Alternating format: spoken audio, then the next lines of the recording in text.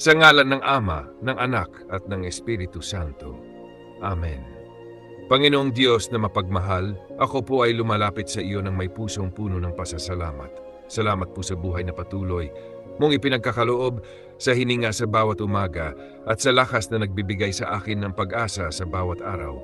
Salamat sa aking pamilya, sa mga kaibigan, at sa lahat ng taong ginagamit mo upang iparamdam ang iyong pagmamahal. Salamat sa mga biyayang nakikita at maging sa mga biyayang hindi ko agad napapansin.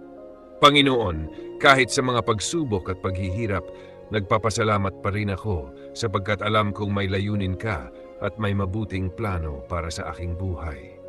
Salamat sa mga aral na aking natutunan, sa mga pagkakataong ako'y pinalakas mo, at sa mga panahong hindi mo ako iniwan. Turuan mo akong manatiling mapagpasalamat sa maliit man o malaking biyaya.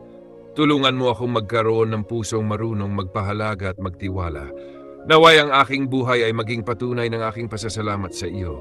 Sa iyo ang lahat ng papuri at kaluwalhatian. Maraming salamat po, Panginoon. Sa ngalan ng Ama, ng Anak, at ng Espiritu Santo. Amen.